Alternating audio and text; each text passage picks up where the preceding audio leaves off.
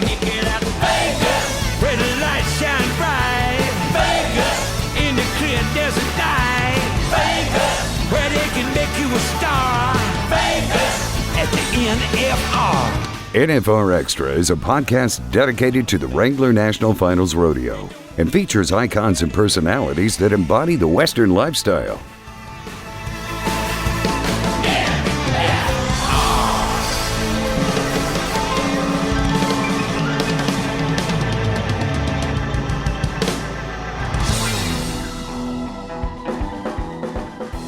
The worst part, everybody keeps calling me, they're like, oh, you're an old vet now. I'm like, well, I'm only 28. Yeah. Yeah. Last round, I won the average, won the world title, split the round, set a earnings record, tied the average title, all on one ride. Jeez Louise. I don't know if that'll happen again. About, you want to be a bull rider? You thought you had a chance of being a bull rider earlier? Yeah, I did, yeah. What happened there? Well, I got smarter. Hey, everybody, this is Steve Godert, and you're listening to the NFR Extra.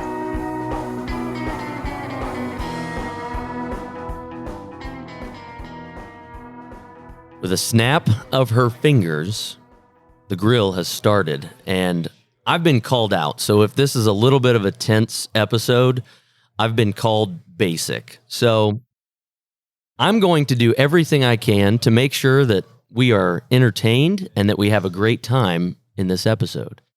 My first question is going to be about Canadian food. I want to know about Canadian food because we're speaking with world champion Zeke Thurston. And like, what's a Canadian dish that you're not able to get here in the States? Man, Canada is not known for its food. Okay. The only thing that they've ever created, I think, is poutine, which is just French fries with gravy and cheese poured on top I was of it. so glad you explained that because when I heard that, I'm like, that doesn't sound like something we're allowed to say. But okay, thanks for the explanation. What a Why- stock question, too, Andy, with bringing the heat. And you got Zeke Thurston, and Like what I kind said. of food does Canada have? Everyone can feel the tension. It's Yeah. palpable. That's good. So why would you put gravy on French fries? I'm not really sure where it come from, to be honest. I don't know. I don't know the history on poutine. That's not something that, like, right before you get on a horse, I'm going to have some poutine just to kind of Oh, give me some sustenance to get through this one. That you seems feel like an athlete when you finish your French fries and gravy, yeah, right? with cheese. Oh, Clog my arteries real quick before I get on. Holy cow, ready for a nap. so obviously you come from a rodeo family. So world championships, Canadian titles, things like that are in your background. But I'm always interested to hear, like, when was that moment that you realized this is something you could do for a living? I don't know that, I don't know if I've ever realized it, but like I can't remember a time where that wasn't what I wanted to do, was to be a rodeo cowboy, you know. I think it just kind of, I grew up, you know, watching my dad ride Broncs, and I think every little boy just wants to be like their dad, you know. It's the first big influence in your life at that time, and that's kind of, yeah, that's all I wanted to do. My grandma used to record the NFR on the VHS tapes. You know, my dad would bring them home, and I'd just wear them out watching them, and so that's kind of, yeah, it's just kind of always been there. My little boy, he's 2, and he's the same way. You know, I never told him to do that. You know, he's 2, but that's just how he is. You know, that's how I was, and yeah. You were talking about you want to be a bull rider? You thought you had a chance of being a bull rider earlier? Yeah, I did, yeah. What happened there? Well, I got smarter. No, I broke my leg. While I was healing up, I started focusing on my Bronc riding a lot more. Because at that point, I was getting on Broncs, but I was kind of doing it like high school rodeos and stuff for all around points. Started getting a little more serious about it, and then when I come back, started getting on again, bulls and Broncs, and the Bronc riding really started kind of clicking, and I decided that was going to be a path that had more longevity, I guess. So, no offense to anybody that just rodeos and doesn't work cows, ranch, do those type things, but I've seen from a lot of the videos that you post and stories that I've heard, I mean, that's something that you're very passionate about, the ranching and livestock background that you have as well. Yes, sir. Yeah. Both sides of my family, very deeply rooted in ranching and agriculture and stuff. It's same thing. Kind of just grew up in it, and I've just always had an interest in horses and livestock and things like that. And so that's just kind of what we do. You know, we're busy between that and rodeo and just everyday life. But I don't think there's any better way to raise your family. You guys Agree. cow-calf operation or stockers or yearlings? Yeah, we just, like myself, mostly just grass yearlings. Works a little better for being gone all the time, especially in the winter. You don't have to Canada. You got to feed all the winter months. You know, so Which is 8. which Same- is most of the year. Yeah. You have to feed every month but July. Yeah. But my dad, he runs mama cows, you know, and Nice.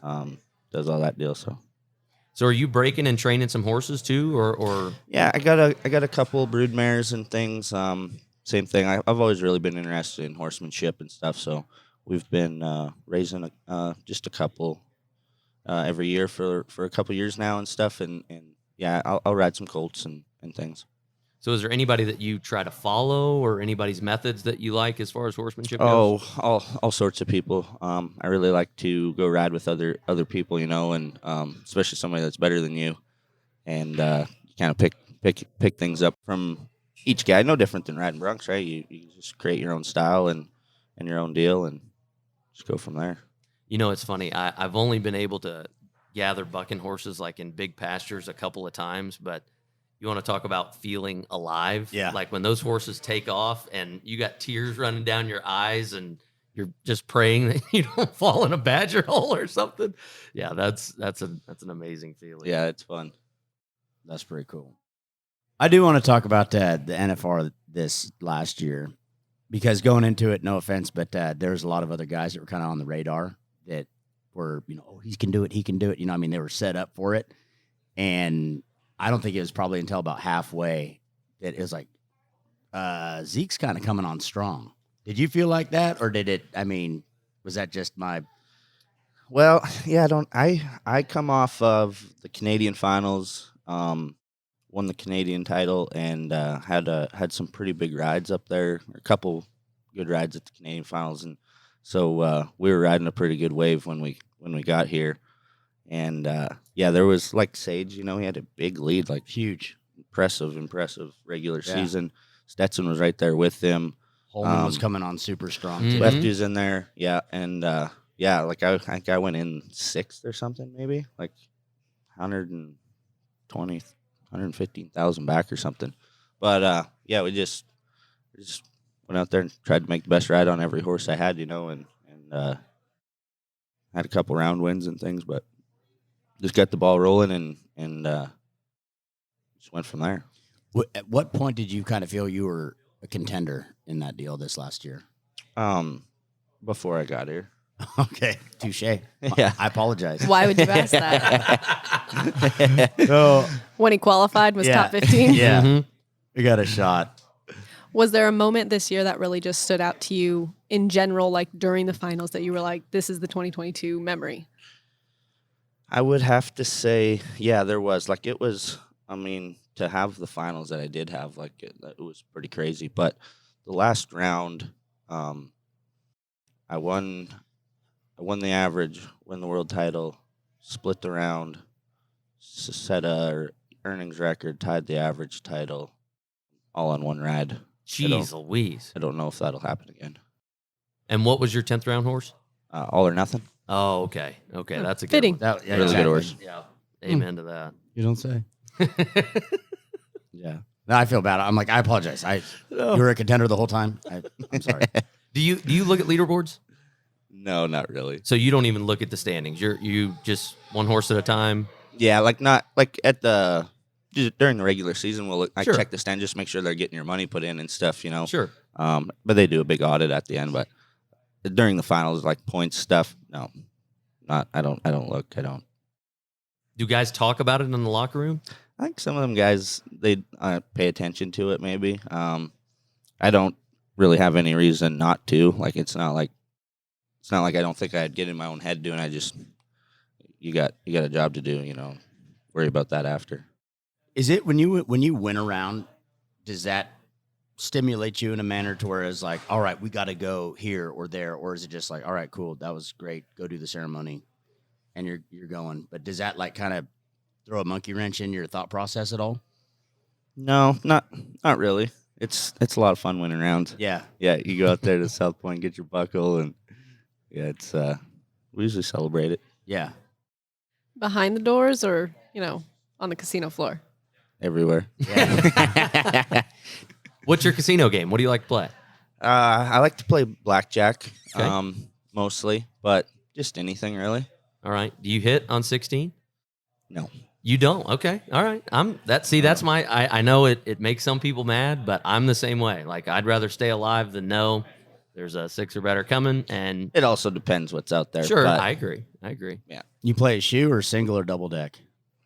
We'll play whatever. Whatever. Last night we were playing table and the dealer pushed on 22. That What? sucked. Oh my gosh. That'll make you guys sick. Oh, Yes. yeah. Without doing it on your own. Yeah.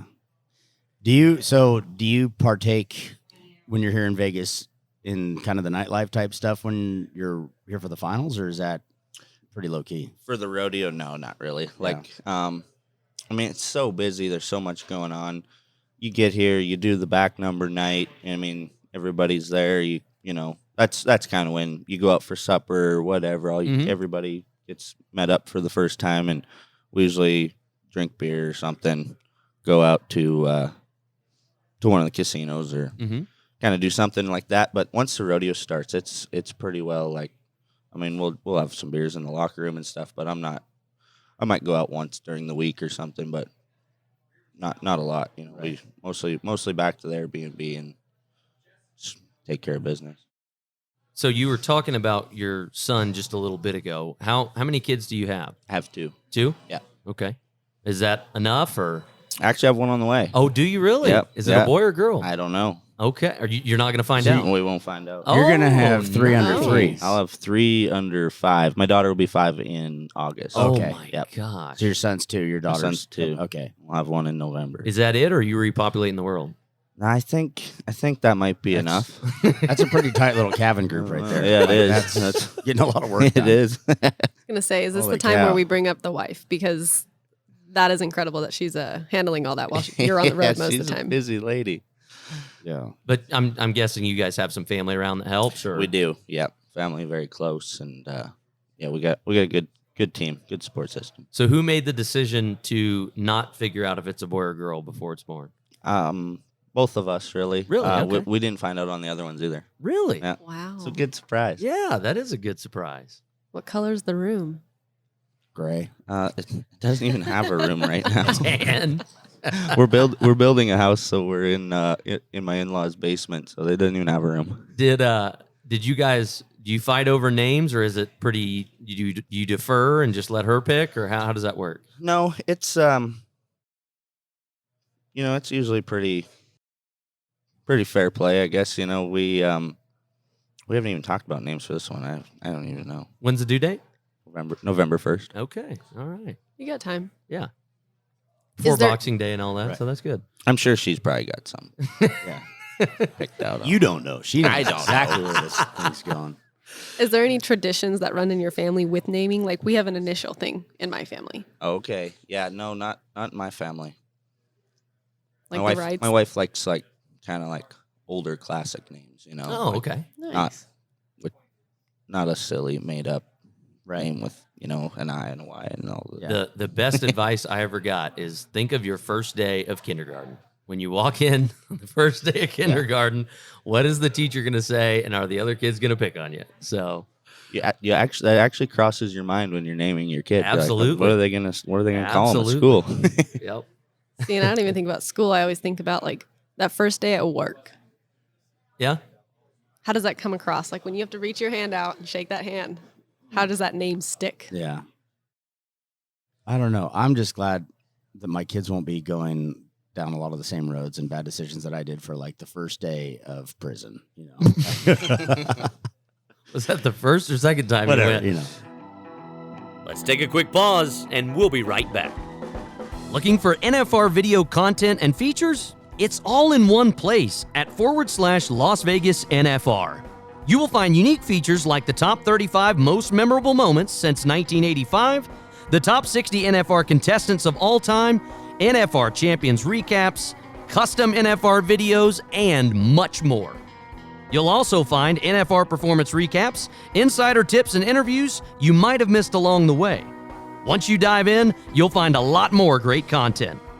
There's something for all rodeo fans, because legacies and memories are made in Vegas.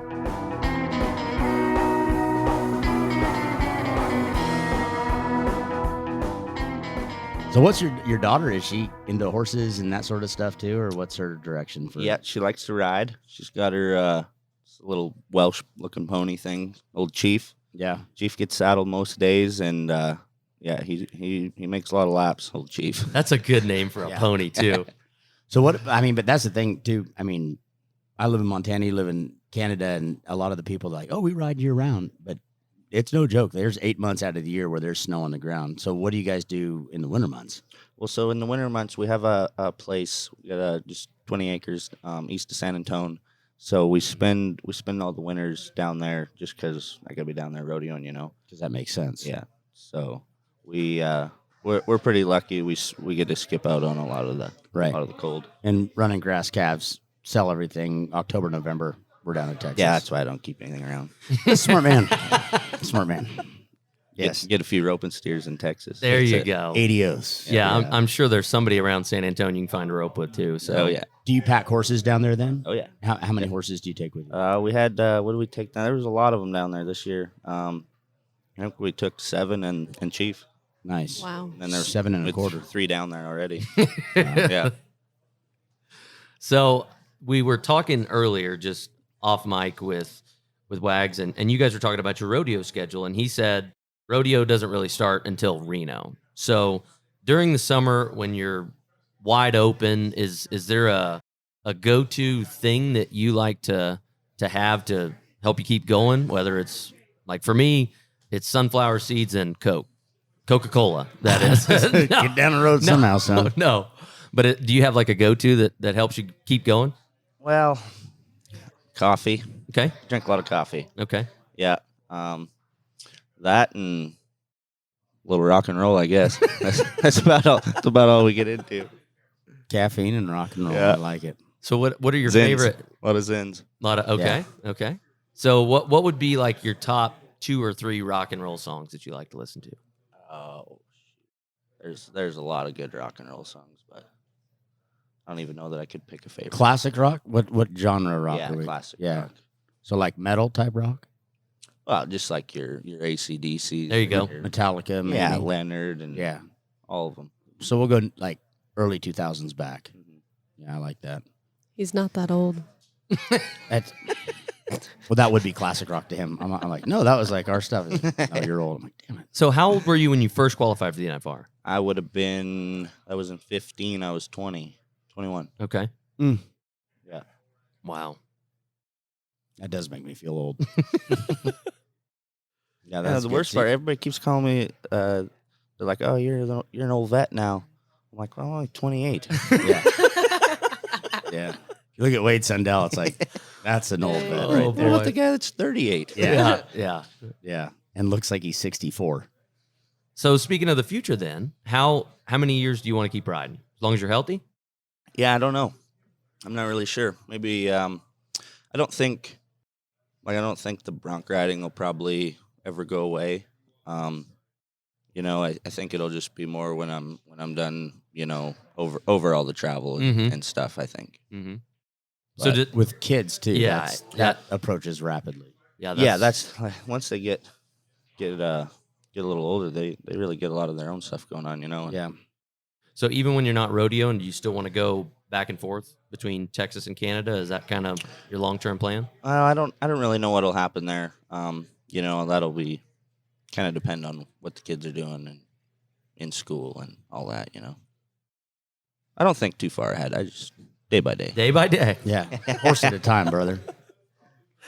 Oh, I love that. Yeah, I'm going to throw in here. I believe we booked his flight 2 days ago for him to be here on this event. 2 days ago? Yeah. I didn't know where I was going to be. Day by day is literal. And day Yeah. by day, man. Holy cow. I didn't know if I was going to be in California or flying out of Calgary. So I'm Wow. like, just hold off. Yeah, I'll tell you the morning of. we're living on different. We're living on horse at a different. time. We're going jump at a time. Yeah, we're living on different wavelengths. I've Andy got was texting me in January. I've got Are we flights. set? Yeah. Are we ready? I've got flights for September already booked. Like, yeah, I wow. 2 days notice. I can't. I didn't even know they would let you book a flight that soon. Oh. Did you get the extra pat down at TSA? Make sure it wasn't anything weird. No, they actually, my ticket wouldn't work, and they wouldn't because my Canadian ID wouldn't scan. So then I had to go back. They had to go get my bag off the wherever they keep it in the back, and I had to get my passport out of it. Oh. Really? Yeah. Is that common? No, that's the first time that's ever happened. Usually, you can fly domestic down here with your ID. Interesting. So from title to title, do they feel different? I mean, Everybody asks me that. Like the first two, everyone's like, "Which one was your favorite?"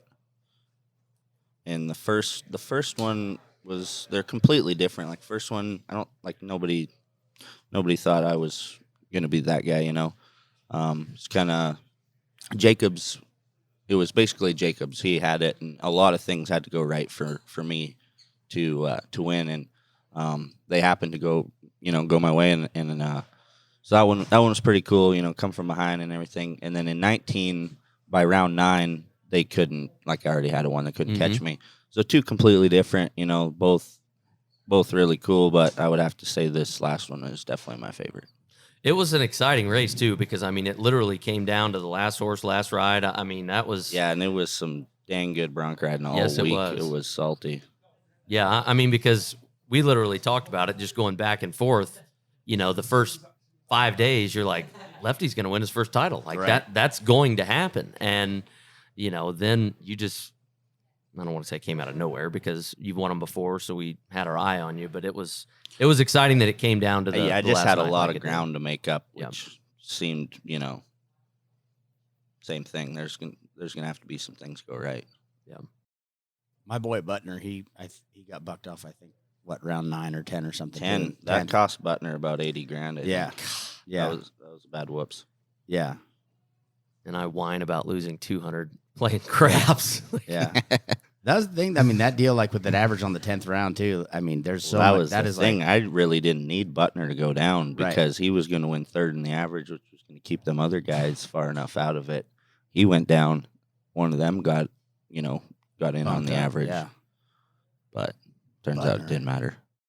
So if you have to do the same scenario over again and you can't draw the same horse, what would you want your 10th round horse to be? Oh, doesn't matter really. Any of them. I mean, that's 15 best bucking horses in the world, Yeah. right? But that was the perfect horse, to have in that situation. Are there any horses that have your number? I would have to say Big Fork of J.D. Hammerkers. Okay. She's not rank or nothing. Just a nice little hopper. I haven't been able to ride her yet. I've been on her 3 times and I fell off every time. I got a buddy that got bucked off a heel horse named Cupcake, and I will never. So now we call him Copenhagen Cupcake. He got bucked off a heel horse named Cupcake. Oh. I want to talk Vegas for a second, just because you've been here 8 times now. When you get here, is there any restaurants, places that are like a must go for you? No. Honestly, I feel like I've come to Vegas 8 years now, and I don't really I've never went and seen a show or done any Vegas stuff, but So there's nothing you have to check off your box, like, hey, we have to go to In-N-Out Burger, or there's no. no, not really. I would like to ride that Ferris wheel one year, but I still haven't done it. The link, there's an all-you-can-drink version of it, Oh. where for Well, see, I think that's what it's we're an gonna hour do. and 30 minutes, you go on and there's a Yeah. bartender. how do you pee? You don't. It's That's only an hour and dangerous. 30 minutes. That But it is- holds 20 people. You can fill Yeah. it. It's kind of cool. I asked this because Steve's kid last night said, I went to Scotch 89 and Scotch 80. And they didn't have cherry jubilees. Can you believe that? And I was like, dang. I'm like, yeah, it's not 1950 either. So, Oh. Bougie kid. yeah, that'll happen. Well, that's awesome, man. I think that covered pretty much all the bases in which we needed to discuss. And I will Nice. never, ever, ever, ever, ever not hold you as a contender, no matter what spot you are in the world ever again. I do apologize about that.